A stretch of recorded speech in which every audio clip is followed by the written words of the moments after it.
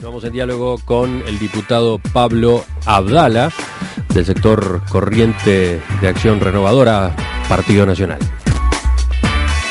El doctor Pablo Abdala fue integrante del directorio de ANCAP en el periodo enero 2001-octubre 2003. Hoy estamos consultándolo a propósito del proyecto de ley que presentó para desmonopolizar la importación y refinación de combustibles, un proyecto que además propicia el pasaje de ANCAP al giro como empresa privada, al derecho privado. Una pregunta sobre este último punto, diputado. El hecho de que ANCAP operara bajo el derecho privado, ¿no llevaría a que hubiera menores controles sobre la empresa, justo cuando la oposición reclama tener más y mejor información sobre los negocios de este ente en particular? Es muy buena la pregunta, y yo creo que eso sin duda es un aspecto que habría que considerar, y creo que se soluciona por una vía, que es la de modificar las competencias o ampliar las competencias del Tribunal de Cuentas. Este es un tema que hemos advertido en estos días en el ámbito de la Comisión de Hacienda, que yo la integro, que está analizando, como ustedes saben bien, la ley de las asociaciones público-privadas, donde el doctor Ripe, que compareció a la comisión, precisamente se quejó, y con razón, de que el tribunal no accede a controlar todo el ámbito de participación del Estado en emprendimientos privados, que es amplísimo y cada vez mayor, y que es una especie de huida del derecho administrativo, como dicen los juristas, por la vía de constituir sociedades anónimas, y a través de la corporación. Ese es un campo que avanza y que avanza. Lo que hay que hacer es modificar, porque se puede hacer, de acuerdo a la Constitución, la ley orgánica del Tribunal de Cuentas. El artículo 211, por un lado, en el literal B, establece que al tribunal le corresponde un contralor genérico de toda la actividad financiera del Estado. Y esto puede tener que ver con eso. Pero además también establece la Constitución que por ley se podrían ampliar las competencias del Tribunal de Cuentas, y yo creo que debería hacerse, y en ese caso creo que en función de esta nueva realidad, no digo la de este proyecto de ley, digo la realidad que yo acabo de mencionar, bueno sería que el tribunal pudiera tener injerencia, por lo menos en una suerte de control posterior de la actividad de las empresas privadas que controla o domina el Estado. ¿Y en qué está esa posibilidad?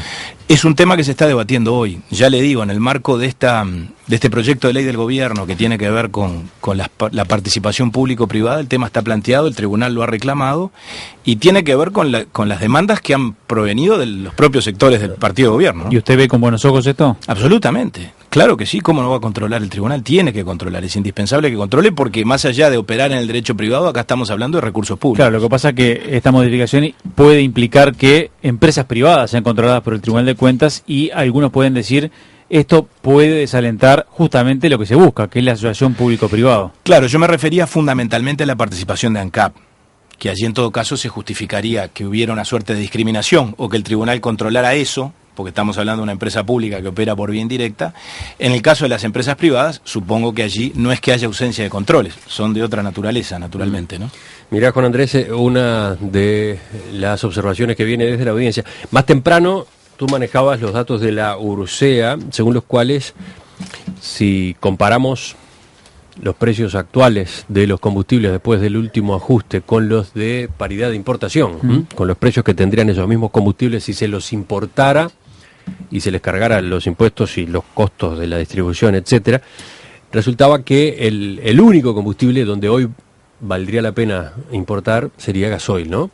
Sí, daba en el último informe de enero 25 pesos con 50 la paridad de importación para el caso del gasoil, y 29,60 era el valor del 5 de enero de 2011. Bueno, pero desde la audiencia llega este mensaje de Alejandro que dice, por favor, cuando hablen de gasoil, hablen de 41 pesos el litro, porque el otro gasoil, el de 29, no es gasoil. Los motores nuevos con eso se rompen, y por lo tanto los precios que hay que considerar son otros. El gasoil ese de 29 es un verdadero robo, dice el oyente. Es muy interesante el aporte de Alejandro, porque además el gasoil de 41 pesos es el gasoil argentino. O sea, se importa de Argentina porque tiene menor nivel de azufre, y por eso es que rompe menos los motores, o no rompe directamente los nuevos motores. Sí, creo que tiene que ver también con nuestras relaciones con Venezuela y con el petróleo crudo que le importamos a Venezuela de una forma ostensible, y que está determinando un combustible de inferior calidad, y en particular un gasoil de inferior calidad. La relación con Venezuela es compleja, porque en definitiva, cuando hoy hablábamos de sobrecostos ocultos en el precio de los combustibles, y yo ahora agrego falta de transparencia en lo que tiene que ver con las tarifas, que un capítulo especial lo merece el endeudamiento de ANCAP en los más diversos rubros, entre ellos los más de 700 millones de dólares que le debemos a Venezuela por un combustible que los uruguayos ya pagamos. Porque cuando importamos el combustible a Venezuela, nosotros nos cobraron el precio en boca de surtidor al precio internacional, y sin embargo diferimos el pago de un 25% de ese crudo que los uruguayos vamos a tener que pagar de vuelta por la deuda que ANCAP generó. Pero no ocurrió siempre que ANCAP compraba a crédito. Sí, pero a 60 o a 90 días, está bien, no a 15 años, ¿no? Ese es el cambio cualitativo que representa un cambio tremendo, a mi juicio, porque hoy la deuda supera más de la mitad del valor patrimonial de la empresa. Bueno, ahora ANCAP está considerando la posibilidad de liquidarla pagando contado con una un descuento importante, una quita importante, a efectos de lo cual se haría una emisión de papeles de deuda dentro del mercado local. Ahora, por algún lado no cierra, porque por un lado se nos dice que la financiación de Venezuela es muy buena y es un crédito fantástico porque es con una tasa del 2%.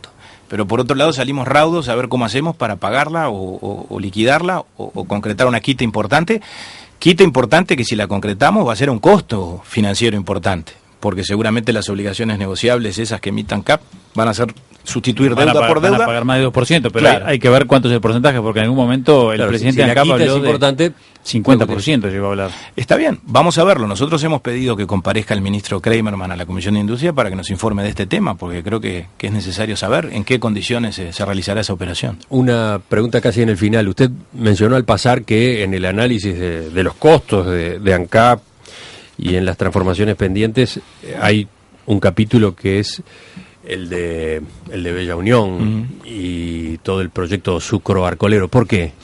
Bueno, porque yo creo que los dineros comprometidos en este momento, y creo no, me baso fundamentalmente en información que manejo, los dineros comprometidos en este momento en la operación de Bella Unión están a punto de medirse en cientos de millones de dólares, tanto en lo que concierne a la inversión física, a la inversión efectiva que allí se ha concretado, que las propias autoridades reconocen supera los 100 millones de dólares, como en cuanto a los créditos y los préstamos del sistema bancario y los préstamos de ANCAP a ALUR, que implican o bien dinero efectivo, contante y sonante que ANCAP ha puesto en el emprendimiento, o bien obligaciones que se han contraído en el sistema bancario con la garantía y con el aval de ANCAP, que para el caso son responsabilidades financieras de la propia ANCAP.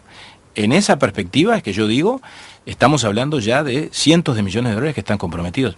El último antecedente es de hace pocos días, donde se contrajo un nuevo préstamo por 27 millones de dólares, 20 con el Banco Santander, 7 millones de dólares con el HSBC.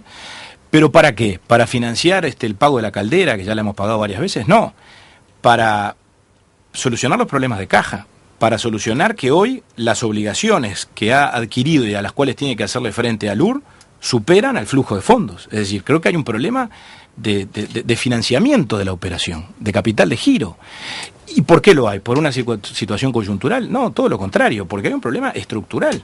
Es decir, las propias autoridades han reconocido la inversión en caña de azúcar no es rentable. Así se dijo cuando yo interpelé al ministro de Industria hace 2 años en la Comisión Permanente. El proyecto tiene 2 grandes ventajas, claro, según se ha dicho. Una, de tipo social, es una solución laboral y de actividad para la zona. 2, la posibilidad de incorporar a la matriz energética los biocombustibles, ¿no? Ahí está. La solución social me parece absolutamente loable y compartible, y yo no me opongo a que a ese sector de la sociedad se le busque una salida. Me pregunto si esta es la salida más rentable o más conveniente. Me pregunto si a un costo menor que aquel que estamos asumiendo la sociedad a través de ANCAP no podríamos dar una respuesta igual o mejor, porque hoy hay situaciones conflictivas, ustedes lo han visto, con los cañeros, que el precio de transferencia no alcanza a cubrir sus propios costos. Y lo otro que me pregunto es, por la vía del componente energético del proyecto, ¿compensamos las pérdidas que estamos generando en lo que tiene que ver con el negocio azucarero? Apenas con 4 megavatios de energía o 5 que le vendemos a la UTE de energía eléctrica y con 5, 6 o 7 mil metros cúbicos anuales de alcohol que estamos mezclando con la nafta, ¿con eso compensamos todo lo demás? Yo francamente creo que no, y los números indican que no. Para terminar, su proyecto, que acaba de presentar, el proyecto que establece la desmonopolización de la importación y refinación de combustibles, el proyecto que por otra parte prevé el pasaje de ANCAP al derecho privado, ¿tiene viabilidad? política? ¿Usted ha hecho los sondeos, ha hecho consultas? Mire, esa es una tarea que empieza ahora. Yo con mucho gusto le comento algunos pasos que me propongo dar. Dentro de pocos días el ministro de Hacienda, Economía y Finanzas, el economista Lorenzo, va a estar en la Comisión de Hacienda, donde viene a presentar para el año que comenzó los grandes números de la situación económica o de las perspectivas económicas. Y ahí vamos a hablar de todo, incluso vamos a hablar de la discusión tributaria que está planteada. Bueno, nosotros vamos a presentarle este proyecto. La situación de precios es una situación que no es ajena al ministro de Economía. Esto impacta en los niveles inflacionarios, todos lo sabemos. Va a impactar este aumento sin ninguna duda en la inflación del mes de marzo. Bueno, yo le voy a entregar una copia al ministro, le voy a pedir una opinión. Otro tanto voy a hacer con el ministro de Industria cuando venga por otros temas o por estos mismos temas, porque también va a hablar de las tarifas a la Comisión de Industria y Energía. Vamos a hacer contactos políticos. Por supuesto, mi partido no tiene mayoría en ninguna de las cámaras. Pero ¿y cómo pesa, por ejemplo, el antecedente del año 2003? Ahí hubo un pronunciamiento popular, el referéndum, a propósito de la ley de asociación de ANCAP, que incluía este aspecto, entre otros. Allí 6 de cada 10 dijeron no. 6 de cada 10 uruguayos dijeron no. Está muy buena la pregunta, porque en algún sentido aquí se reproduce la discusión que tenemos con relación a la ley de caducidad. Es decir, hay un pronunciamiento popular que por supuesto tenemos que respetar. Y yo me preocupé de respetarlo a la hora de definir y replantear este proyecto, porque en aquel momento lo que se rechazó, esa es la lectura que yo hago, fue la asociación, una asociación específica, o la oportunidad de que ANCAP se asocie con una compañía internacional, y al mismo tiempo se rechazó toda forma de privatización, porque en aquel momento se decodificó o se leyó aquella solución como la privatización de ANCAP. Yo francamente entiendo que en este planteo no hay tal privatización. Esto es, en todo caso, fortalecer ANCAP, desde mi perspectiva. Desde ese punto de vista creo que no se vulnera el pronunciamiento del 2013, que por supuesto tenemos que considerarlo y tenerlo en cuenta. Si alguien entiende que sí, bueno, por lo menos hablando en abstracto, llevando las cosas un poco lejos, tal vez una solución de estas características debamos plebiscitarla en el futuro. Espero que no dé para tanto. Ojalá podamos construir un acuerdo político que le dé sustento a una solución como esta o similar. Naturalmente que esto es apenas el punto de partida de una discusión y, como usted habrá visto, es apenas un marco muy general al que se le pueden agregar todos los elementos que se consideren necesarios. Diputado Pablo Abdala, gracias por acompañarnos esta mañana. Muchas gracias a ustedes, ha sido un gusto. Seguimos el tema a ver cómo sigue, cómo da el debate político, qué evolución tiene un planteo como este. De acuerdo. Será un placer.